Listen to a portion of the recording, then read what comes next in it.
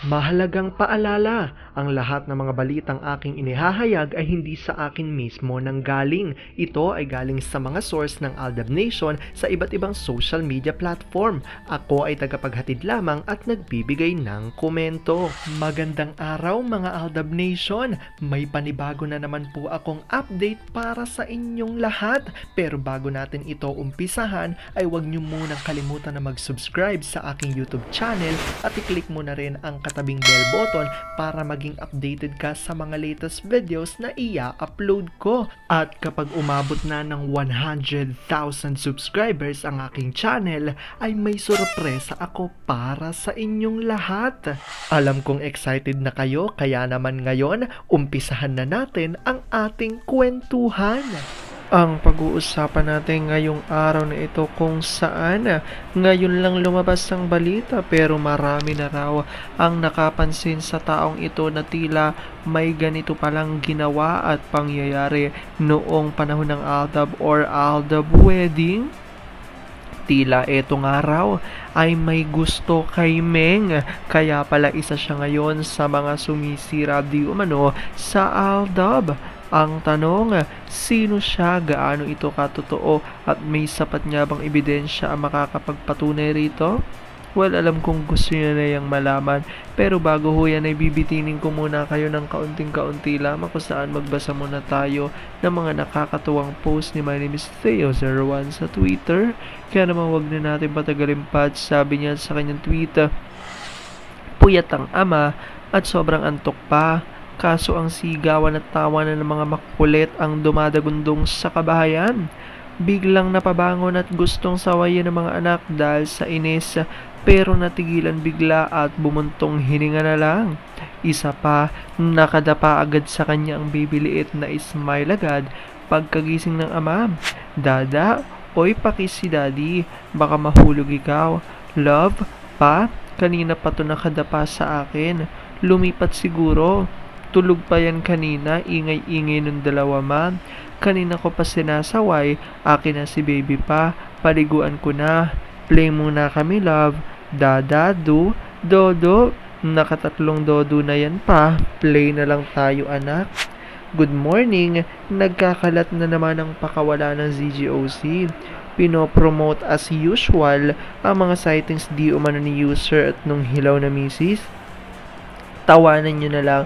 Kasi January pa lang nitong taon nakapag-edit na sila, nakalipad na atang mag-ina, susunod ang ama, bawal magsabay kasi sa isang airplane. Alam kong tuwan-tuwa ako sa ating binasa pero may pag-uusapan na natin ang ating main topic.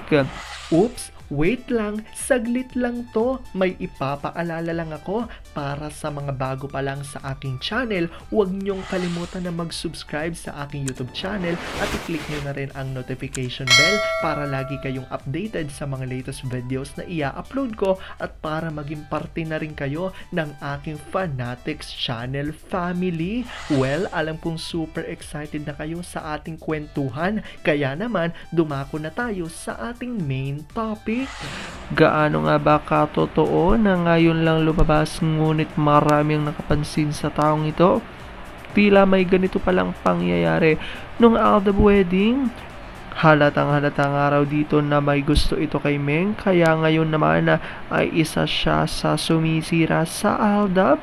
Ang tanong, sino ito, gaano ito katotoo at may sapat niya bang ebidensya makakapagpatunay rito? Well, alam kong super excited na kayong malaman yan, kaya naman wag na natin patagalin pa. Unang-una nga na nga dyan, galing sa tweet ni Vampire 2019 at sabi niya rito, hindi ko yun makalimutan noong wedding ng Aldab. Habang nang-walk down the aisle sina Meng at Lolo Bots, pinisil-pisil niyang kamay ni Meng.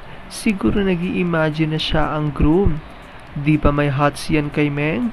You are not Richard, Lolo Bots? For more than 1 year, tahimik ka magamang tubyera. Akala atay manlulumo tayo sa ginawa nilang Z. Oo, tahimik ang iba sa atin, pero pag may project ang Aldab natin together, luluso ba nga mga yon? Silang mag-ama, kumusta naman ang bulsa nila? Ayon, malamang butas na. Kakanta na lang ako. Napakasakit Kuya Eddie. Ang sinapit nitong mag-amang tubero. Ano kaya naiisip ng mga lolo nating laos? Yan pag nabasa ang mga post ng mga palaban. Siguro kung pwede lang tayong Teresina ay ginawa na nila. Imposible naman na hindi nila alam na ang kasama ni Arjokla matulog sa gabi ay si Ench. Akala ko noon kagalang-galang ang mga ito. Yung pala'y mas sahol pa sa asong gala. Dati-rati, kung makipagsagutan sina Magna Kupit, Jacolawit at Toothpick sa atin, grabe! Nangiinis pa, bakit ngayon biglang tumahimik ang mga ito? Nawala na sila ng gana at alam nilang lagi silang talo? Or naubusan na ng budget? Yan bang rason kung bakit sila ay nangungutang na? Sabi naman ni Gabriela Sayagaya, grabe si Lolo Botox, pabata ng pabata ang nagugustuhan. Ang anak ni Lolo Botox na si Meng sa kalyeserye, gusto maging bride niya. Kadiri si Lolo Botox, buti binakuran ni RJ si Meng at nagpakasal sila.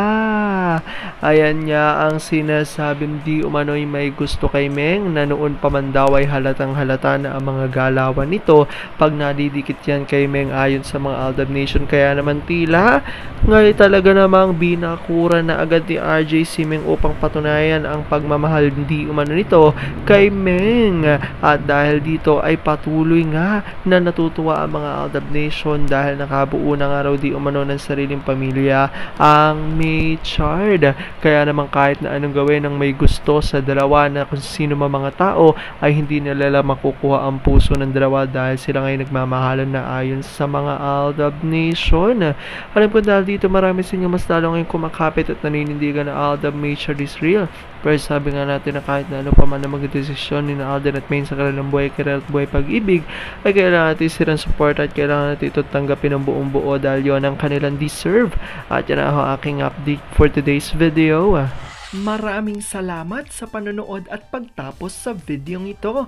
Kung nakapag-subscribe ka na, welcome sa Fanatics Channel family. Kung hindi pa naman, huwag ka nang mahiya. Mag-subscribe ka na. Pindutin mo na yan. I-click mo na rin ang katabing bell button para makatanggap ka ng notification kapag may bagong update para sa iyo. Para naman sa parte na ng aking pamilya, punta lang sa aking channel at i-click ang videos para mapanood mo at malaman mo pa ang mga nakaka-good vibes at nakakakilig na fresh news about Maychard.